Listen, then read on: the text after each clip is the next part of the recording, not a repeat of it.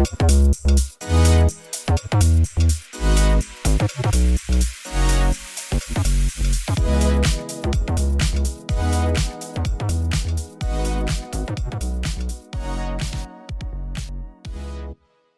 everyone. Welcome back to Prescribed Vibes. I'm Sierra. And I'm Stephanie. And today we're going to talk about two words that I feel like make people just instantly clench their jaw. Immediately defensive, shoulders up, nervous system is activated. And those two words are accountability and acceptance. So basically, the two A's nobody wants to hear, but everybody needs to. Exactly. They're tough pills to swallow, but once you change your relationship with those two A words, they become really powerful, not only in healing, but in how we navigate life moving forward, relationships especially. And let's start there with the word accountability itself, because that one tends to bring up some shame real fast. And I think it brings up a multitude of feelings, but shame definitely becomes the number one that I can think of right now. Yeah, I always say to my clients, accountability is a superpower, but shame is accountability's kryptonite. When we pair shame with our accountability, it loses all its power because now we're just trapped under the I did something wrong and now I'm bad, and we can't get to utilizing the accountability for what it can be helpful with. I can see that. I can totally start even listening to those negative core beliefs. I'm bad. I'm about to get blamed, punished, or this person's going to leave me. I can see the slippery slope that can lead to. Yeah, I think it just sets off all the alarms in our brain like, oh, I made a misstep, and missteps mean bad things are going to happen. Accountability gets paired with shame pretty often. It's when we're blamed for things, when we're shamed for things. If you grew up in environments where mistakes weren't safe, accountability doesn't feel safe. That means I have to own this thing, and there's going to be some sort of consequence that I'm going to experience as a result, and that doesn't feel safe to me. Right. And then when you see that, and or when you say that the accountability, instead of seeing it as power, we start looking at it as exposure. And when there's exposure, who knows exactly how that person is going to respond to that exposure? And then there's acceptance. And that one gets mistaken for giving up. That one gets mistaken for, like, acceptance does not mean Agreeable. endorsement. I think Right. that's usually like to accept something is not to endorse it. It's not saying I agree with this. It's not saying it's okay, it's fine, it doesn't matter, I'll allow it. Acceptance is just like acknowledging reality and our lack of control over it. It makes me think of Mel Robbins' Let Them. My friend and I have a joke about just saying let them because, I think some people think of it as, okay, so I'm just supposed to be okay with this. And it's really not that at all. It's what you said. It's not fighting reality and really suffering less when you can accept reality of situations. Yeah, and that it doesn't mean that this is where we have to stay. Like acceptance doesn't mean, okay, this is where I land and there's nowhere else to go from here. Acceptance is, okay, this is where I am. Where do I go from here? But when we're in a place of denial, of not accepting, we're trying to swim back upstream to an exit that we missed on the river that we cannot get back to. We're just exhausting ourselves. We're going to drown. We already passed it by. It already happened the way that it happened. Go with the flow, go downstream, choose the next right exit for you from there. What you were saying about this metaphor, it's exactly that. It's saying, okay, I missed it. I missed that exit. And it's not about beating yourself up or because you're weak, but acknowledging that it's true. Okay, this is what it is again. And then instead of drowning, you turn onto your back. Just take a breath, let the current carry you. Trust that there's going to be another exit, and it might not be the one that you planned, but it's the next right one for you. We can't go backward. So, with that said, let's clear things up and make sure that we have some reframes, because accountability is not self-attack. That's definitely not what we're saying. Absolutely. When we take accountability, that's why we have to extract the shame piece out of it. It's not to shame and blame and guilt yourself. It's to acknowledge your role in something and where you have some control. And that's where accountability becomes very powerful. It is identifying your point of control in something. Exactly. Just owning what you can have control over without the part of beating yourself up for it and making yourself feel bad. Really taking a look at, where is my part in this and what am I able to control? Yeah, I had a session yesterday where this actually came up pretty strongly, where they were having a hard time even seeing their part in a conflict because they felt that the other person's part was so much more relevant or worse that it negated their part. And so even knowing that that isn't something that is helpful or useful, just as much as you want them to own their part, you've got to do the same on your side. We need to take account for everything that happened here, and it's not a battle of who did it better or worse or who's more at fault here, but like, okay, where can I make some adjustments and some changes within myself to adjust this, because I can't change them, right? And I'm just going to waste my energy on that. Right. What's my piece? It's so easy and probably comforting too, right? To just put the focus on, shift blame to the other person, or, well, they didn't do it. Well, they didn't do this either. But going back to shame, if you think about it, shame is says, I am the problem, where accountability is saying, I have influence here. And I think that in itself is a source of power. We can empower ourselves by noticing that, hey, like, you do have some power over this. You do have, the ability to choose how you want to show up, rather than, it's me, I'm bad, and throwing yourself a pity party. I'm the problem, it's me. Yeah, hi. Yeah, and it is so empowering, because when we're putting the accountability, the shame, the blame on somebody else, the ball is in their court to change that thing. So once we own our part, we're not stuck waiting for them anymore to change or for our life to improve. We're saying, okay, here's what I can do here. Here's what I have control over. And that's going to vary by situation. Sometimes we might have a huge piece of accountability in our role in things. Sometimes the accountability might be as small as, I have the ability, I have the choice whether to put myself in this situation or not. And also, it's, differentiating between, it's easy to spiral into guilt, and that can get in the way. But it is the difference between the guilt and being able to make a different choice next time.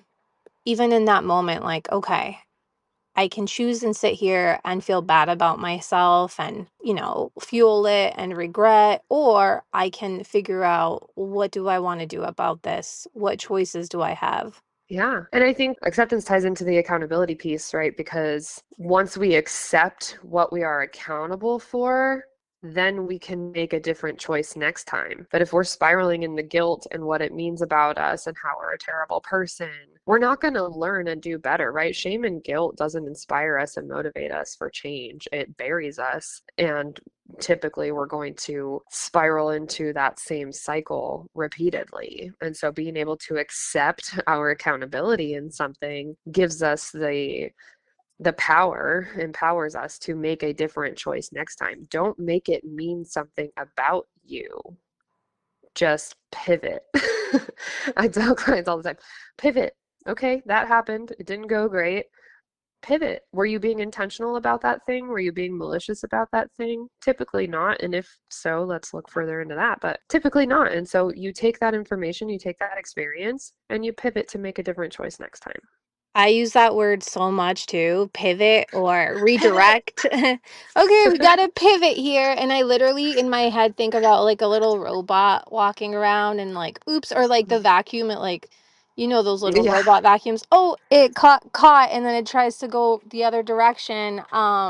But yeah, I think with this, word acceptance, again, it's been so misunderstood. And like you said earlier, it's acknowledgement of reality as it is Hmm. right now. This is the reality of the situation.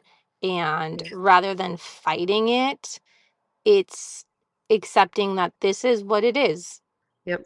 It's not endorsement, it's not approval, it's definitely not defeat, which I think a lot of times we experience acceptance as defeat. There really is no changing. Like resisting reality does not change reality. It just exhausts us. It wastes our energy on things that we cannot change or control. And so acceptance is, okay, this is what is.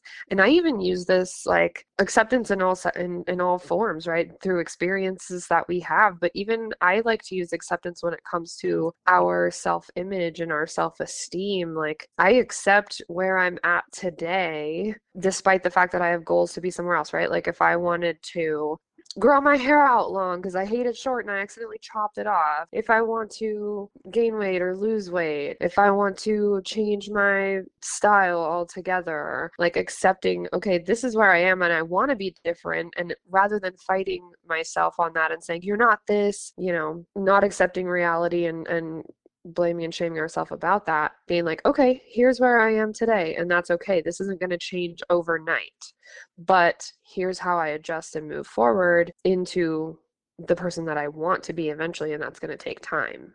So resisting the reality of where we are doesn't change it.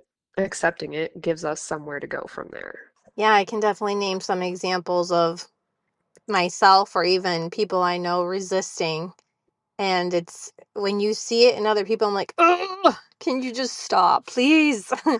Just accept it. It'll be so much easier. And I have another client who talks about when we're talking through acceptance, struggling to accept things because they need to hold on to that disdain, that resentment, that anger, the rage in order to like fuel the karmic fires in order to like let this energy come back to this person. And it's like really it's only burning you. So even holding on to something out of spite is going to drag us down and totally, yeah, that's a really good point. It's like, sometimes it may serve a purpose, but to what end and for how long?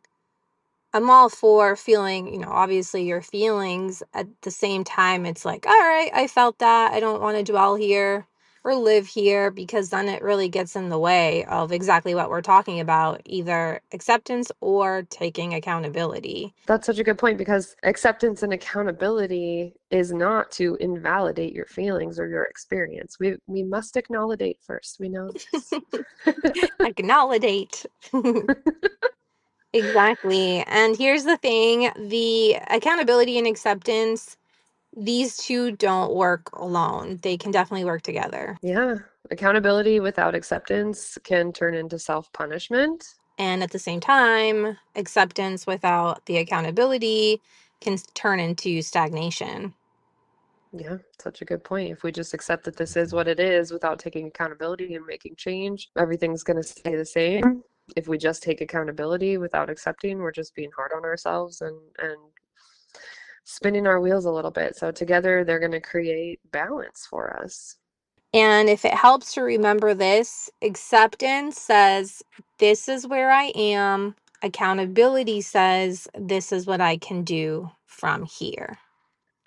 Yeah, I like that. One of them gives you peace and the other one gives you direction. We just have to extract those parts out of them, the defeat and the shame that we associate in order to get what's good. So let's talk about some things that you can take away that can be tangible when specifically about this topic that you can apply. Yeah, so when we're like trying to check in a situation with accountability, what part of this is mine to own without shaming myself? Because we can give ourselves blind spots when we're trying to look for our role in things if we don't want to see the parts that don't feel good to acknowledge. We have to take the shame out of it in order to be able to see everything objectively. If I switched roles with this person who I had a conflict with, what would I see from their perspective that maybe wouldn't feel so good? And that doesn't mean that I'm a bad person or I did it intentionally, but objectively and realistically, what maybe could I have done better here? And with acceptance, if you're checking in with yourself with that, it's, what is true right now? What are the facts? Even if I don't like it, there are so many things that, going on, whether I like it or not, this is what's happening. And again, it empowers you to really figure out, well, what can I do from this point? So, what is true right now when you check in when it comes to acceptance? Am I fighting reality or am I working with it? I don't like the hand that I've been dealt, but this is the hand. These are the cards that I currently have. How do I best play them in order to get to the next hand, the next round? And don't get me wrong, too. I think that, sometimes it will feel like an emotional roller coaster because you may go from shame and guilt and then get back on track, right? Because like, sometimes I crash out. I'm like, I cannot believe this is the situation. What the heck? And I go back and think, where's my part in this? Where did I go wrong? And then I'm like, wait, nope, there's no time for that. Like, I literally don't have time for that, those feelings. I can reflect on that later, but sometimes that's going to happen. I think that it's normal, it's part of the human experience. What we're trying to say is that don't dwell so much on the shame and guilt because it will cause suffering and it is going to get in the way of you taking action, of moving forward. Allow yourself to feel it, but at some point it's like, all right, TikTok, like, I gotta put a time limit on this because this is not productive or helpful. Yeah, we don't get stuck there, right? At a certain point, you've reviewed all of the information.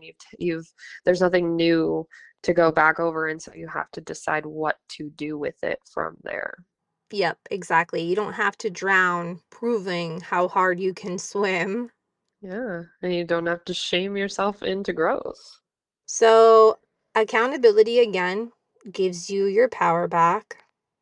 Yes, reframe accountability as power. Like, again, notice that shame is its kryptonite. Take shame out of the equation. Accountability is power, and acceptance gives you your peace.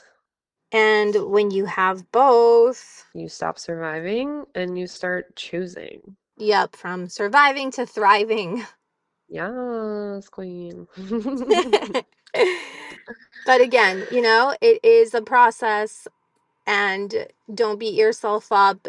Sometimes it can take time to get there, and that's okay. It's bringing That's this into awareness is the first step.